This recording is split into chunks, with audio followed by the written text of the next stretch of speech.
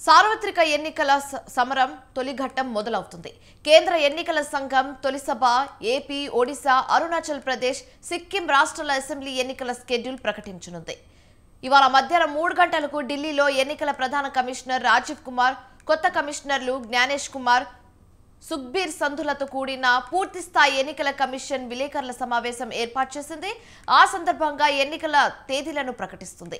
AP, తెలంగాణలో April నెలాఖరులో polling జరగొచ్చని తెలుస్తుంది.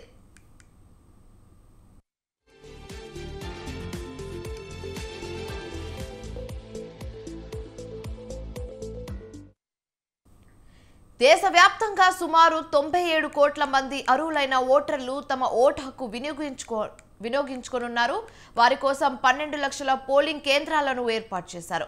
4-5 తేదీల్లో లోక్సభ ఎన్నికల పోలింగ్ జరిగే అవకాశం ఉంది.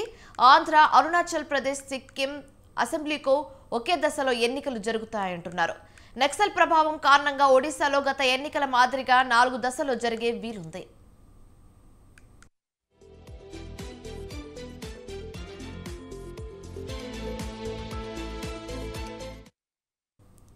అయితే గత లోక్సభ ఎన్నికల్లో BJP 303, Congress 52, DMK 24, TMC 22, YCP 22, Shiv Sena 18, JDU 16, BJD 12, BSP 10, TRS 9 సీట్లు గెలిచాయి.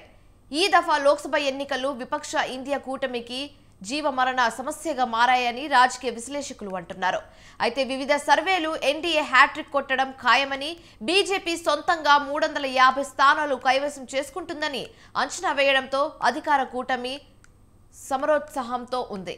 అయితే బీజేపీ ఇప్పటికే 267 మంది అభ్యర్థులను ప్రకటించగా, కాంగ్రెస్ కూడా 82 మంది అభ్యర్థులను ఖరారు చేసింది.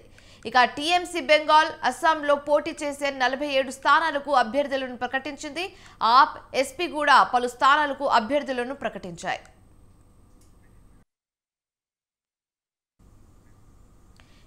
ఇక ఇదే అంశానికి సంబంధించి మరింత సమాచారం మా బ్యూరో చీఫ్ నరేష్ ఫోన్ ద్వారా అందిస్తారు. నరేష్, చెప్పండి.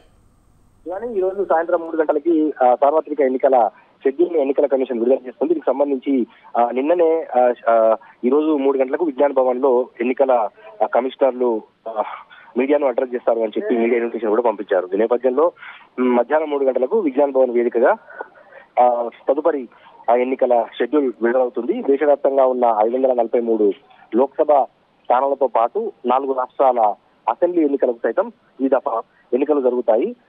తెలుగు రాష్ట్రమైన ఆంధ్రప్రదేశ్, ఆ పక్కనే ఉన్న ఒడిశా, ఇక నార్త్ ఈస్ట్ స్టేట్స్ అయిన సిక్కిం, అరుణాచల్ ప్రదేశ్, ఈ 4 రాష్ట్రాల అసెంబ్లీ ఎన్నికల గడువు ముగుస్తున్న నేపథ్యంలో లోక్సభ ఎన్నికలతో పాటుగా ఈ 4 రాష్ట్రాల అసెంబ్లీ ఎన్నికలకు సంబంధించి కేంద్ర ఎన్నికల కమిషన్ షెడ్యూల్ విడుదల చేస్తుంది. దాంతో పాటు కంటోన్మెంట్ వంటి అసెంబ్లీ స్థానాలకు ఖాళీ అయ్యాయి.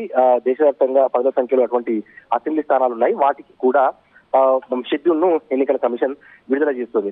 గత ఏడాది 2019 లోక్సభ ఎన్నికలకు సంబంధించి 7 దశల్లో, అంటే 7 విడతల్లో ఎన్నికలను నిర్వహించారు. ఇంచుమించు ఈ దఫా సైతం 7 ఫేజుల్లోనే ఎన్నికలు ఉండే అవకాశాలు ఉన్నాయి. ఎందుకంటే వెస్ట్ బెంగాల్ వంటి రాష్ట్రాల్లో గత ఎన్నికల సందర్భంగా విపరీతంగా హింస చెలరేగింది.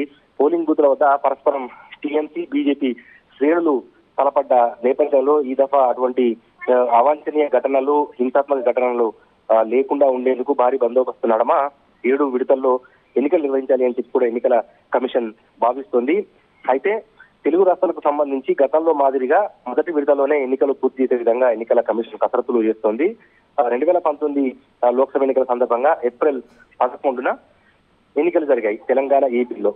ఇంచుమించు ఈ దఫా ఒక 4-5 రోజులు అటు ఇటుగా, అంటే ఏప్రిల్ 15-16 లోపు తెలంగాణ, ఆంధ్రప్రదేశ్ లో ఓటింగ్ ముగిసేలాగా, ఎందుకంటే విపరీతంగా ఎండలు మండే అవకాశాలు ఉండటంతో వీలైనంత తొందరగా తెలంగాణ, ఆంధ్రప్రదేశ్ ఎన్నికలు ముగించాలి అని చెప్పి కేంద్ర ఎన్నికల కమిషన్ భావిస్తుంది. ఈ నేపథ్యంలో ఏప్రిల్ 15-16 తేదీల్లో తెలంగాణ, ఆంధ్రప్రదేశ్ ఎన్నికలు ఉండే అవకాశాలు ఉన్నాయి. మొత్తంగా చూస్తే గతంలో మాదిరిగానే మే చివరి వారం లోపు అన్ని రాష్ట్రాలకు సంబంధించి, అంటే అన్ని లోక్సభ స్థానాలకు సంబంధించి ఎన్నికల ప్రక్రియను పూర్తి చేసి ఫలితాలను ప్రకటించే విధంగా ఎన్నికల కమిషన్ షెడ్యూల్ ను ఖరారు చేస్తుంది.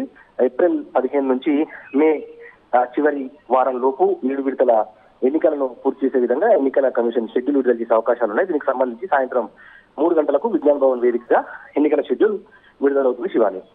Right, thank you Naresh.